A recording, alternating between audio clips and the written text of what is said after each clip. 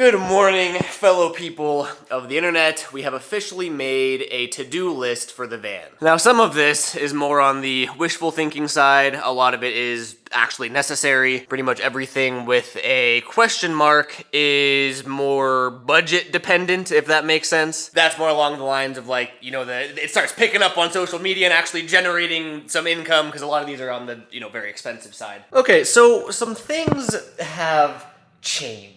Let's put it that way. As I'm editing this video, I've come to a couple different conclusions, some of which most of you might not agree with. Throughout the video that you're about to watch, we do some things. A lot of it is wiring and electrical related for the gauges and whatnot. I mentioned certain far-fetched ideas like the 8HP70 swap, the big single turbo, and I don't want to say that we end up doing a full 180 by the end of the video, but I wanted to give you this warning, if that's the word for it, that what you're about to watch for the next, 25 minutes or so, things change by the end of it, and I'll explain that at the end of the video, but just keep that in mind moving forward until the end. In the meantime, though, enjoy where we left off. Also super overkill, like 8HP70 swap from a Charger, big single turbo, like all of these things are, I don't know if gimmicky is the right word, but like pretty gimmicky for a 1986 van, you know what I mean? It would make sense if I threw it in the S14 and went the full drift car route, but again, I mean, I don't mind working, I don't mind the labor at all, it's just like, I can't afford that stuff out of pocket right now. That big stuff, that fun stuff is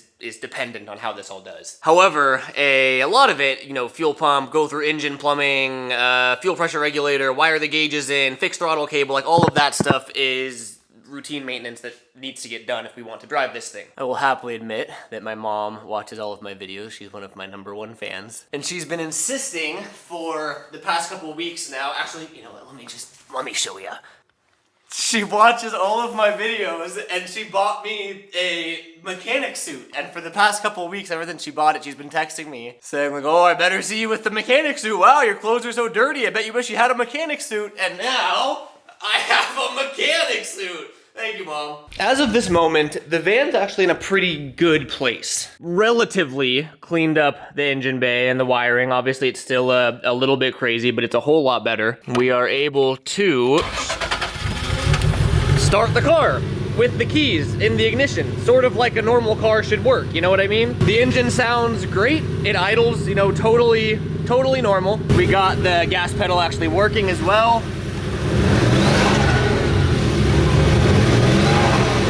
So yeah, I mean, we're at a very good place. So, what's next is pretty much everything else. I've gone over most of the basics, but I actually never even checked the spark plugs until yesterday. And to say that they've seen better days is a bit of an understatement. Come on. 'Cause yeah, can you see that? They have seen better days. They are completely fouled, which is to be expected, because again, this has still been running on the gas that's been in the tank for God knows how many years just sitting. It last ran in 2022, so that's at least 4 years of that fuel being in there, and then who knows how long it was in before that. Even just after starting it just now, like, it smells gnarly. Like, the fuel is bad. So that pretty much takes us to the first thing on our list, which is the fuel pump. And it actually also takes us to spark plugs, obviously, but fuel pump first. Let's get this thing up in the air. So, under the van here, we have the stock fuel tank. And somewhere in here, somewhere at the top, is the stock fuel pump. It's an in-tank fuel pump. Upon doing some research, I found out that the stock van fuel pump is around 100 to 130 liters per hour. And then I took a screenshot of the stock 2JZ fuel pump requirements, because that's the engine that's in the car, or the van, or whatever this thing is, and that flows roughly 155 to 195 liters per hour. And that's for a stock 2JZ, which this one is. It still has the stock twins. So I mean, like the stock van fuel pump is already below the rated flow rate for the 2JZ, and then if we ever decide to, you know, go big single turbo or make more power, it is severely underpowered. I'm thinking that fuel system is next right now. The new fuel pressure regulator comes in today because we found out that the fuel pressure regulator in the van currently doesn't work. We're gonna have to drain and drop the tank to access the fuel pump so that we can finally get rid of this, you know, 4 to 5 to 6-year-old fuel we have in the van, which is probably causing it to run super rich, which is fouling the spark plugs. Hopefully sort of refreshing the whole fuel system should really help. I have absolutely no idea how much fuel is in this gas tank, but there's no way it's more than 5, 10, 15, 20 gallons, right? Yeah, no way. The fuel gauge on the dash reads like on E. The fuel light's on and everything. I just have no idea if anything's wired. It should be, because that's all from like the factory van. It doesn't really have anything to do with the 2J. Let's hope that it's actually almost empty and there's not much in here. Oh my god! Whoops. Okay. That works. Dude, that smells like bad gas. For sure. And it was almost definitely empty, too. Oh, I gotta like open more doors and windows, dude. That smells insane. Open! Fan on! Okay. Yes, get that out of here. I'm pretty sure it's all drained out, but I want to pop this just to like relieve the vacuum and see if anything else comes out. Anything? Got that open? No, see, it looks like it is empty, which is very good. There was really not that much fuel in there at all. That's a 5-gallon bucket. It's probably, what, to there? I think that this drain drains to the ocean, so that should be good. I'm just kidding. I filled this up with hose water. The actual one is still under the van. So there's actually even less actual fuel. That is pretty gnarly. That is very, very empty. So I'm assuming my gas gauge on the dashboard actually does work because it said it was empty, and it was pretty much empty. It looks like that is our fuel pump at the top there. I'm not gonna do it, but I was just thinking, like, they already cut in the floorboard to put the fuel cell, which I don't think I'm gonna run. So I mean, I'm gonna have to patch that regardless. And I was just thinking, well, what if I just cut another one above the fuel pump there so I don't have to drop the fuel tank and I can just access it from the top? That's just crazy lazy. I don't really know what has to come undone. Obviously, this is the fuel filler neck, so this has to come off. And then I don't know if you can see up there, but there's some hoses up there that have to come off. I'm assuming these hoses have to come off, so. God, I always put things in my way. Oh my gosh, okay. I'm not gonna lie, I have no idea how heavy the fuel tank is. I think the transmission jack is overkill. But, I mean, I figured it couldn't hurt to have a little assister here. I think I'm just gonna start, like, loosening things and unscrewing things until it starts getting loose. Okay, so that is loose. This is the strap, I think. Did that do anything for us? The strap is free, but we're still on something, so there's gotta be, maybe it's some of these bolts up here. Again, I'm just guessing here. I don't really know what has to come off. Oh, well, duh. There's a whole nother strap. So I think, cause like, I don't know, man. I'm sure literally one YouTube video and it would explain this and make it a whole lot faster. But what is the fun in that? Oh yeah. There it is, I think. I don't know if you can see, but on this strap, the one that I got off, it was just that bolt right there, so it's super easy to loosen. But this whole contraption is some sort of custom transmission bracing, because that's the transmission from the Aristo on the 2J. And what I'm noticing is if you come over here, you can see that is the bolt that I need, but the angle iron, they tried to notch it, it looks like, so I got my socket on there, but if I backed the bolt off, the socket hit the angle iron there, and you can't actually back it out. So I think these things are designed to actually be easier. If I just pull that cotter pin out, I think I can just pull that pin out Oh yeah. Okay, and we got that up on the trans jack. Now the question is, oh yeah, okay, we're fully free, but I haven't disconnected any of the lines up there. I just want to drop it down a little bit so I can see what I'm working with. Okay, there's one thing. We are definitely running into some clearance issues with the transmission. I should have seen that coming, but again, this transmission's from a different car. This transmission bracing's all, you know, made by the dude. And we are pretty tightly packed in there, to be honest. That would be pretty insane if you had to drop the transmission to pull the fuel tank. I can probably weasel it out of there. It's gonna be tight. Oh, did we do it? Finally? I think we did it. Oh, that was unnecessarily difficult, I'm not gonna lie. There she is, ladies and gentlemen. We have freed up where the fuel tank was. Oh, so I think I was pointing at that earlier, and that is the fuel pump. I don't actually know what that is, if we're being honest. But yeah, here's our fuel pump. We are just gonna push this out of the way for now. I ended up having to completely remove this trans bracing that the dudes custom made when they did the swap, because this corner of it was hitting on the tank. For a second, I thought I was gonna have to pull the transmission. I was like, I thought you had to pull the transmission to drop the fuel tank, and I was getting real upset. But it turns out it was just the just that bracing. So we got this off, and that gave us the clearance we needed to drop the tank. Slight change of plans. I am no longer in my mechanic outfit, my coveralls. I am fresh out of the shower, and we left off. I got this thing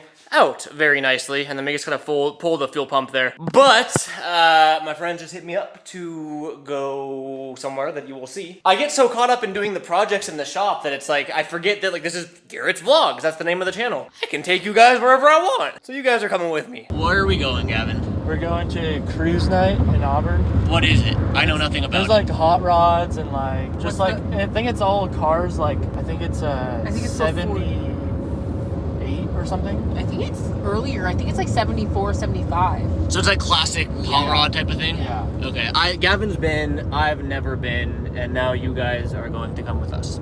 There she is. Oh yeah, they do like block off the whole road for it. Look at the wheels on that thing, dude. That's crazy. I can fit that in the van. Yeah, it'd be sticking out of the floor. Yeah, that'd be the in the passenger seat right there. Damn. That is so sick. That thing is crazy. Me and Hunter were just talking about how it's like such a different, like I'm looking at these cars. Hunter said that he was looking at these cars as if older dudes not in the drift scene look at our cars, like drift cars. Yeah. Like I don't know anything about them, but like, wow, that's cool. Yeah, I don't know what I'm looking at, but it's cool. It's really cool. For sure. Damn. So sick. Look at how small the like cabin is. I know. Like, not even cabin. You can't even call it cabin. Dude, it's just a sitting area. Yeah. That's not a Cadillac. Wait a second. Damn, everything's so clean and shiny compared to what I'm used to. Hunter's trying to get me to get flames painted on the van. That's my inspo. Perfect example. Yeah. Seriously, that's my inspo right there.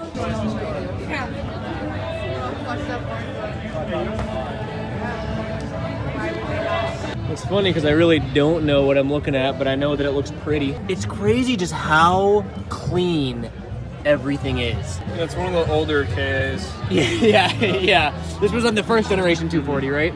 Yeah. That's literally just racing. The guy I work with, he was literally saying, I can't remember what it was, some American car he was saying, he was like, oh, I had a small block in it, thing made hella power, I'd do so much reinforcing, like, blah, really? blah, blah. So that's like what these braces are? Or just... You know, Fast and the Furious when Dom's like, chassis twisted coming up. I think that's like real. So that's preventing the chassis from twisting.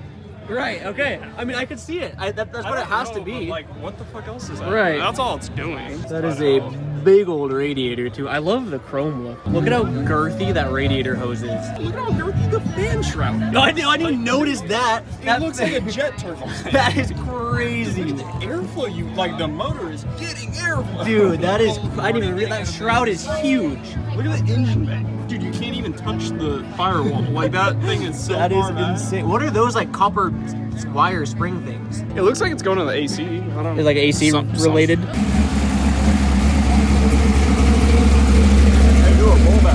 do a rollback. This thing's cool, this thing's cool, this thing's cool, but they've got nothing on that van. Look at this. Look at this funny shaped. Dude, old cars are so sick. Like, look at the character of this. Seriously, car. Like, I'm sorry, you but don't get even this our nowadays. 240s ain't got this. You don't like, got character look like at that. these lines and like, dude, what are we talking about right now? Like, this is insane. That like, is so sick. Oh dude, look at man, this shit. This is such like American muscle car. for sure. This thing's probably fast as. Bro, this thing, Like, this is thing probably looks really You know fast. when it's not painted super nice, that it's probably really Well, I'm fast. just looking at all these gauges and that. I feel like that shifter alone. Look, welded up. Look, it's all plated, and you have that. Dude, this thing's fast. This like, thing's fast. This thing's fast. Dude, what? This thing is so sick. This is a lineup of just Whoa, crazy. the banana mobile. What am I looking at right now? Like, I'm literally confused. Like, valve cover, and then, like, the big ass red. Like, it's just so weird. I was looking at what it is. Look, it's a Ford A. That was the first one. The Ford A. They made the B the next year. It has the B engine.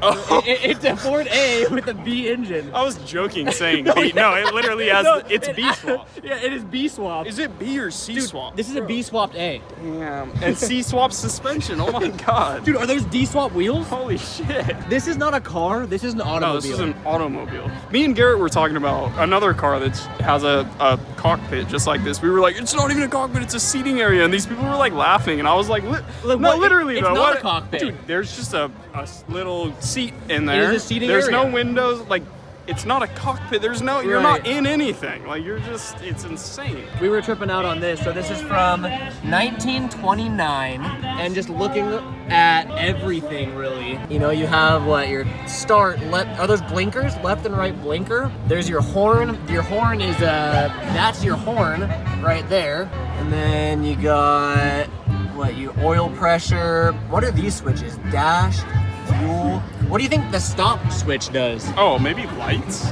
Brake lights? So you flip your brake lights with your finger? No. Like, I don't know. To turn them. No, I just meant like to turn them to on. like enable them? Nighttime, like, you know, like, I don't know. I don't know. I don't know. I guess I don't know either. Stop? Gavin, do you know? No idea. Or is it not just to like maybe cut for power? blinker? No, but there's left and right blinker. Oh, maybe to stop the blinker? Yeah. Okay, I could see that. Dude, is that your gas? That is your gas pedal. Oh, that thing? What is that? Like, that is your gas pedal? That is the gas pedal? Like A nub? Your gas nub? yeah, your gas nub. Just the stoplight off. So exactly it is. So if you Yeah, have yeah, to, if there's a cop behind you, you can Yeah. shut that off and kind of disappear. Interesting. Good to know. And then is that little nub down there the gas pedal? We were trying, yeah, The- like the this circular- clutch brake, and then that's gas, right? That's gas right there. Yeah, it is. That is crazy. That's so funny. That is Yeah, we were super tripping interesting. out. It's a 29, but the guy I bought it from, well, somebody previously built it, and this is a International Harvester pickup. Okay. 1950s, the hood. Oh. They took the hood Is and it cut then they and- narrowed it. Wow. And put it in the back. So somebody in the past put a lot of love Right. into it. Yeah. Do you have any idea around what time that was done? No. Now, the problem is like, well, nowadays, like for you guys, you can buy a lot of these because the people that worked on them, they're passing away. Oh, right. You know, and so you can find these. I was at the Sherlock swap meet a couple years, 2-3 years ago, and I found, and the guy was selling this. Wow. Yeah, he had like 9 other Model A's. Really? Museum quality. So this is a Model A, but with a Model B engine? Right. Okay.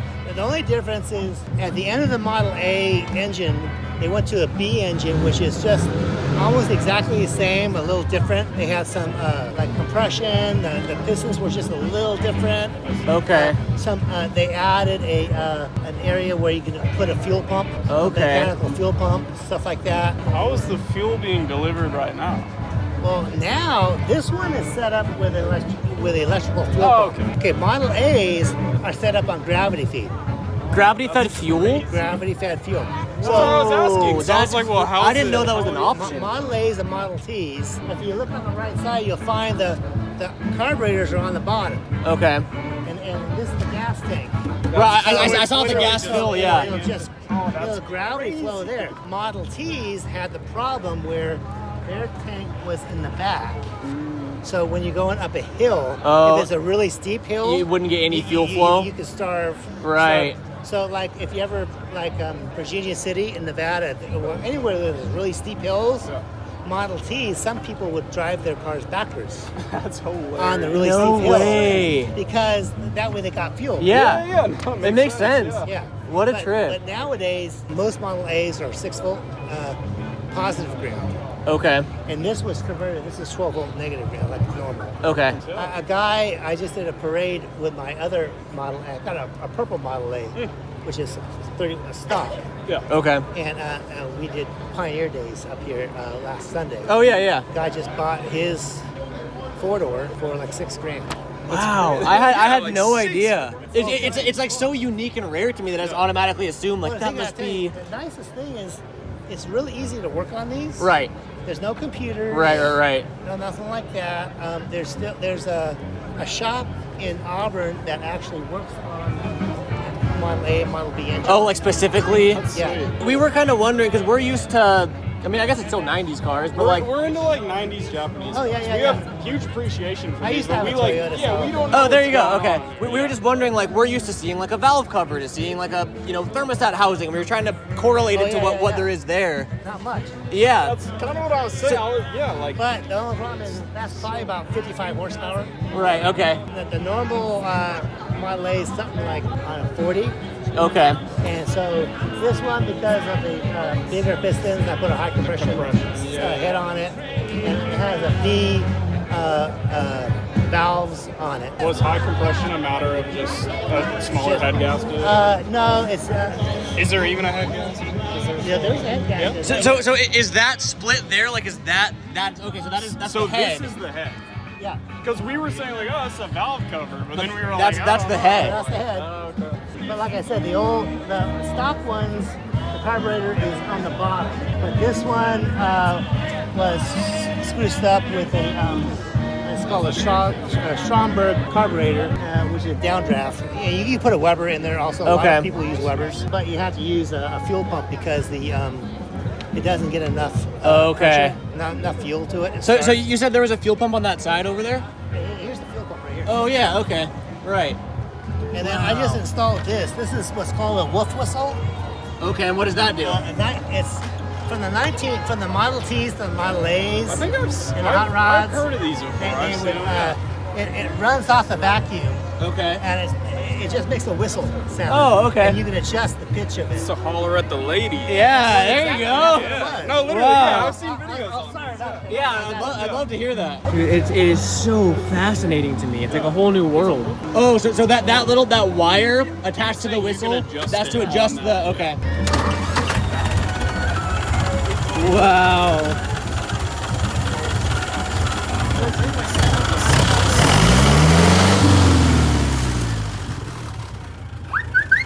No way! No way! That is the coolest thing I've ever seen. Wow. Oh, I love it. I love it so much.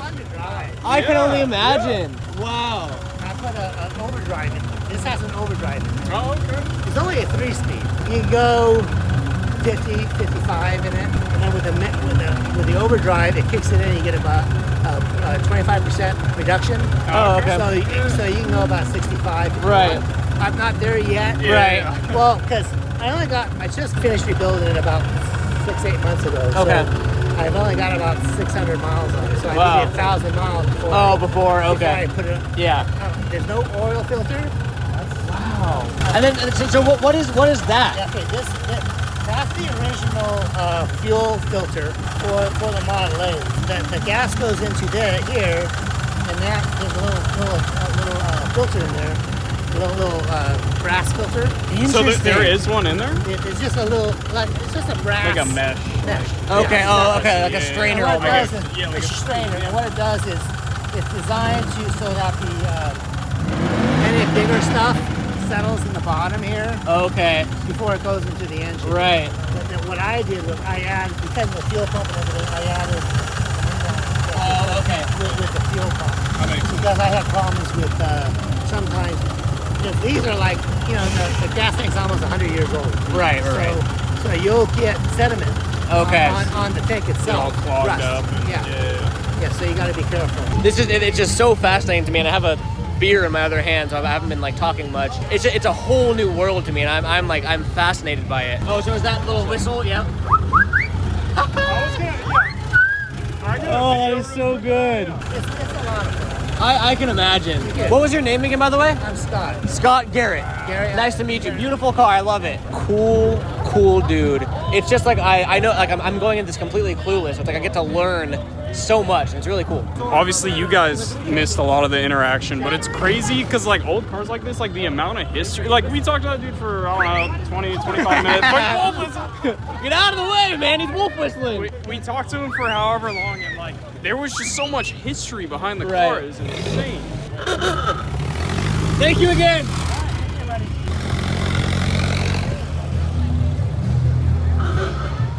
That's a cool ass dude. Dude, that guy was so. That is a cool ass dude. And he like took the time to like talk to Yeah, us like, and like yeah. tell us everything. So like cool. literally everything. Yeah. So does that qualify as a cockpit?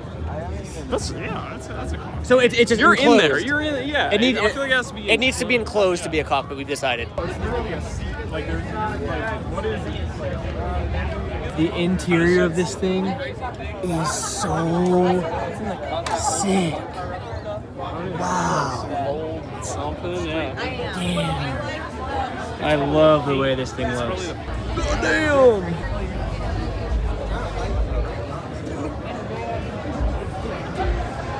Check this thing out. It has 1100 horsepower. Which this thing right here? Yeah, go read about it. Wow. Oh, the whole thing is carbon fiber. Oh. 1969 carbon fiber Camaro. Dude, the entire car is carbon fiber. That is unreal. No way. That is crazy.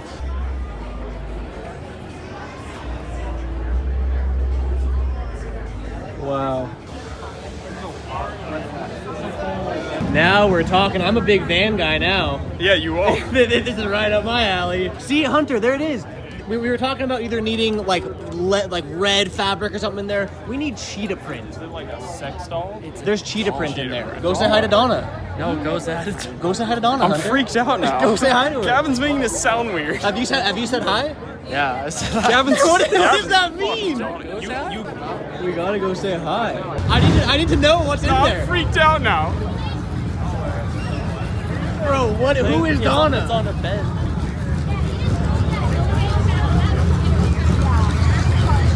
Bro. Oh my god. Holy shit. This is amazing. This is what I is need for the amazing. van. This is what I was trying to tell. Like This is literally what what I I was need. trying to tell you. I got you. Wow. This is fucking awesome. This is amazing. This is so great. Yeah, she has like Donna. a full There you face. go. She doesn't stay in the van all the time.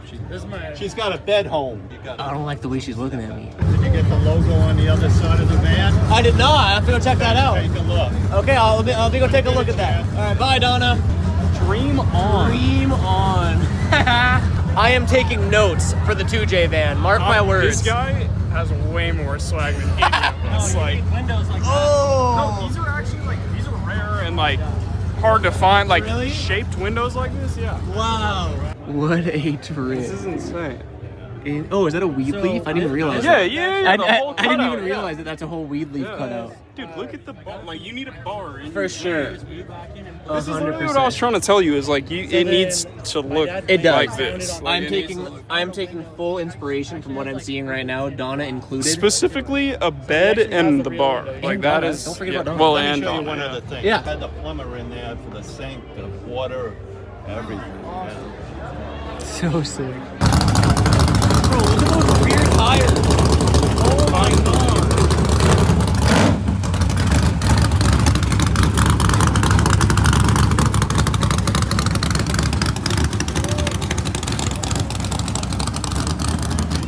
That thing does not want to go slow. That wants to go fast, very badly. That thing is crazy.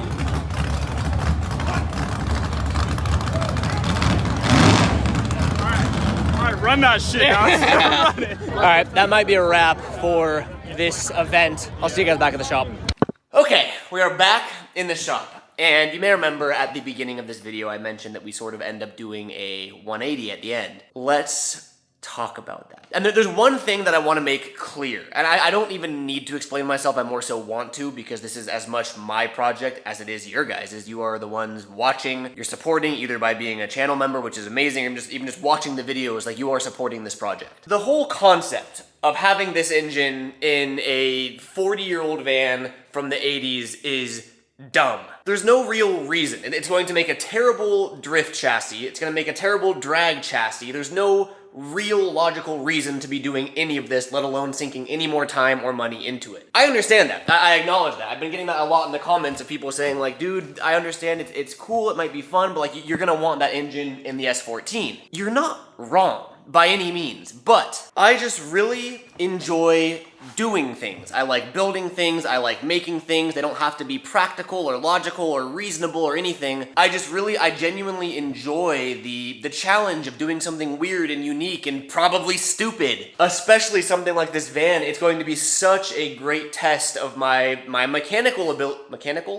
my ability, my fabrication ability. I'm learning new things about wiring. I'm gonna learn new things about plumbing because we're gonna be doing some things that I haven't told you yet. I'm not doing it because it's practical in the least. I'm doing it because it's fun and I enjoy it, and I think it'll be a really cool learning experience for me. Not to mention that, like selfishly, I also think it's going to be great for social media content just because of how far-fetched and out there and stupid it is. Will the 2JZ forever live in the van? I don't know. My tentative goal for the van is to finish this project in the sense that I want to be able to have some fun with it. I want to be able to dump the clutch and do some burnouts and donuts and figure eights, and we probably can't drift it because it's just going to tip over because it's not a decent chassis at all. I want to really push myself with this and go, you know, a little more over the top and overkill than I probably should with this build, and have fun with it. Whether that's 3 months, whether that's 6 months, whether that's a year, you know, I want to see this through. That being said, I am not at all against, once we give this van the 2JZ life that it deserves, most of the expensive modifications and things that we're doing, I am doing with the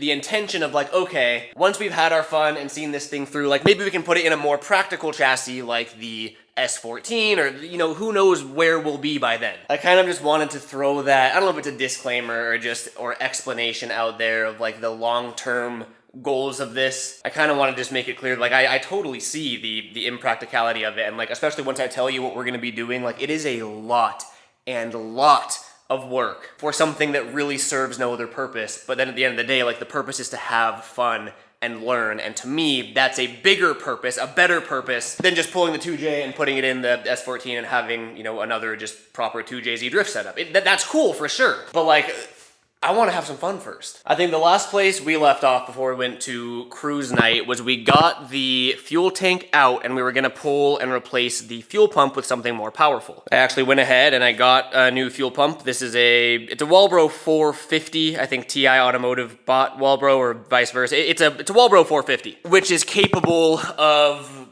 what it sounds like, 450 liters per hour. That's good for what, like 600 or 700 horsepower, if not more. Like it's way overkill for what we need. Where things change though, and sets us back a little bit, is we are no longer going to be putting it in the fuel tank. I mentioned that we did not want to use the fuel cell. It turns out that we are probably going to end up using the fuel cell, because let me explain. Last night and this morning I was talking to the homie Steven, who by now you guys probably know, sort of about everything I just told you guys. Like, okay, let's really sit down and think about this, because I bought this because it was too good of a deal to pass up. I bought it with no end goal in mind. It was just like the 2JZ alone was worth double what I paid for the entire van. You know, I could not pass up the deal. And then, you know, we started wiring gauges in, we started cleaning up the ECU wiring, and it was like all these like little things of like, oh, like let's move forward a little bit, but I still didn't have that end goal. So I sat down with Steven and like I talked about what the realistic end goal is, my personal goals that you don't have to agree with. And then we started logistically thinking like, okay, what needs to happen to meet those goals? The first thing that I already touched on is this stock radiator, not even stock, that's not stock from the 2J. This is a Honda Civic radiator, I believe. In no way, shape, or form is this tiny little radiator going to offer enough cooling for the entire 2JZ. Not to mention just size alone, but like location, that gets zero airflow. Like that's not a viable radiator option. And then honestly, kind of similar for the intercooler. This is a pretty small eBay intercooler that even then, like that gets better airflow, but still not great. Even that, like that's probably not gonna offer enough cooling for the 2JZ. And 2Js run, like JZs in general run very hot. And I even knew going into this, like heat is gonna be my biggest issue. I'm sure we could limp by with what it has, and we don't have to do this kind of extravagant idea that I plan on doing, but what's the fun in that? You might have seen this in the background. I got a little something from Facebook Marketplace. Now, this is a radiator and fan setup that is really nice, and I think that the fans alone are $600. I think the radiator's $500. This is like an over $1,000 radiator setup. I was able to pick this up for $400 on Facebook Marketplace, which is by no means cheap, but again, it's a good deal. It's Garrett math, you know what I mean? I'm severely overspending, and Taylor, who does my accounting and finances, is not happy with me. In no world can this radiator fit anywhere under the front of the car. It is absolutely massive. There's 0% chance that's going anywhere up here. So we are going to be doing a rear mount radiator, because if you look back here, look at all this space that we have behind the rear axle under the car. That is perfect for a rear mount radiator. Obviously this is not its final form, but I'm thinking roughly, you know, something like that ish. We're probably gonna have to move the exhaust and figure out some other routing issues, but this is the rough idea. Oh, dude.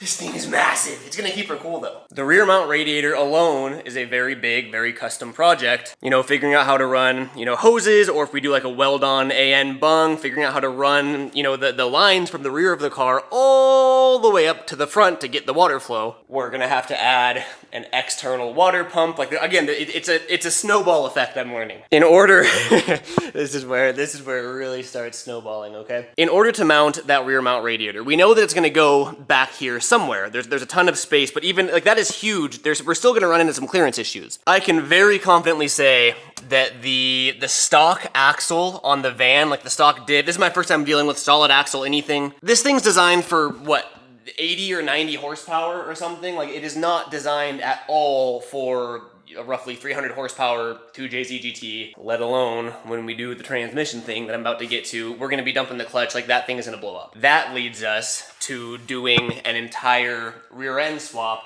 on the van, which what I've heard the best thing to do is to take a Ford 8.8 rear end. There's a ton of aftermarket support. I can get any gear ratio that I want. It's way stronger, way beefier, and relatively simple of a swap. I've never done it, but I have friends that'll walk me through it. We'd essentially be dropping this whole assembly and replacing it with the Ford assembly, which is going to be a little bit bigger. I don't know how much bigger. So we have to do that before we do the rear mount radiator to ensure that that thing still fits how I intend it to. And now for the transmission, which is actually the part that I'm most excited about, because my homie, I even mentioned it earlier, we have it on the van windshield, the 8HP70 swap. I have seen some insane videos of drift cars with an 8HP70 from, they're in all sorts of makes and models I learned. You can add, it's an automatic transmission, but you can add a virtual clutch pedal with a sequential shifter, and you can essentially make it manual in the sense that like you can dump the clutch, you can do clutch kicks, you can e-brake, you can hydro e-brake. I really wanted to do it in the S14 actually, and they have a ton of adapters for 2JZs to 8HPs. And I guess just cutting to the chase here, I had a homie who is selling his 8HP swap that has everything I need, the max ECU, all of the electronics that I need, all the lines I need, like everything, again for a really good price. And I put that in quotes because it's still money I shouldn't be spending, but like we're all gonna die eventually. Let's have some fun. Money comes and goes. Vans also come and go. God damn it. I will say, like, originally when I saw this whole 8HP70 swap option, I thought it was, you know, over $10,000. I thought it was this hugely unattainable project. Turns out it can be done way more affordably than I thought. I thought you had to get a TCU, an ECU. I thought the transmission itself was like $2,000. Right there, you're looking at $7 or $8,000. Like, I thought it was just out of the question. Thanks to some good deals from some friends and some connections to get the transmissions, I think the whole swap can be done for around $3,000, which again is not cheap. That's about what I paid for the van itself. But that can be relatively dragged and dropped into any other chassis. That's sort of what I mean. Where like the big ticket items, the expensive stuff, yeah, it's going in the van for now, but I do have full intentions of like that drivetrain being able to be dropped into the S14, and then I'll have a 2JZ 8HP S14, which is what I've wanted for a long time now. The only difference would be like drive shaft, brackets, bracing, all of that, but like the core drive shaft can be swapped into whatever. That's talked about the rear end, that's talked about the transmission, that's talked about the radiator, and oh, then we have intercooler. Because we're gonna be moving the radiator to the rear of the car, that's gonna free up a lot of space here, but we really can't run a much bigger intercooler just for clearance issues, which is where I learned about water to air intercoolers, where you have a normal intercooler, but it also has, in addition to the air intake port that you're used to, like here, air travels in, goes through the intercooler, gets cooled, goes into the engine. These air to water, or water to air, I forget, honestly, they also have bungs for coolant lines, and then those coolant lines go to a separate radiator, so your air is getting water cooled and then going back to air. I took some measurements and I ordered what I needed to get that done. So we are going to have our water to air intercooler roughly where our radiator is now, and then we're gonna have the radiator for the intercooler roughly where this intercooler is now, just mounted a little more horizontal. That's gonna require new intercooler piping, that's gonna require running AN lines to the like again, each one of these projects is a very big project in itself, and I can see you guys now not liking this. Either that or you're loving it. There's only two options. There's no in between. I'm not saying it'll be easy. I'm not saying it'll go smooth, but it's going to put me to the test, and I love that. So,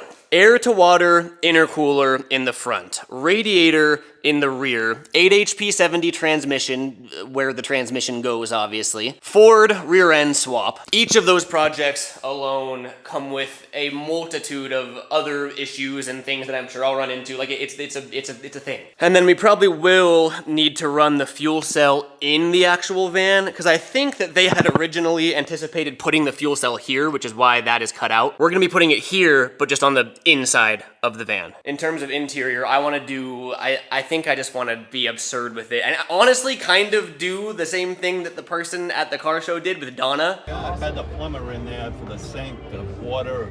Just have a bed, have a bar, have a fridge, have red carpet. Like I want it to just, it's dumb. I want it to be so fun and so dumb and so over the top. That's our extremely ambitious goal for this van. I've finally mapped it out in my head, so I wanted to share that with you guys. How much of it will come to fruition, we'll see. But like the 8HP70 swap is confirmed. My homie is shipping me the parts tomorrow, I believe. Water to air intercooler actually gets here tomorrow. I got the radiator. So yeah, sorry, the end of this video was just me rambling, but you heard it from the man with the van and the plan. And then of course, all of this is gonna be sprinkled in with the S13 and S14 content. We actually have a couple drift events coming up. If the van's not your cup of tea, we still have other stuff going on. I honestly haven't been this excited for a project in a really long time, and I hope that at least some of that excitement is like contagious and you guys can feel it and get excited also. But yeah, all that being said, as always, I love you guys, man. Thank you for watching and supporting this channel. Watching it grow is such a cool feeling as a content creator, so thank you.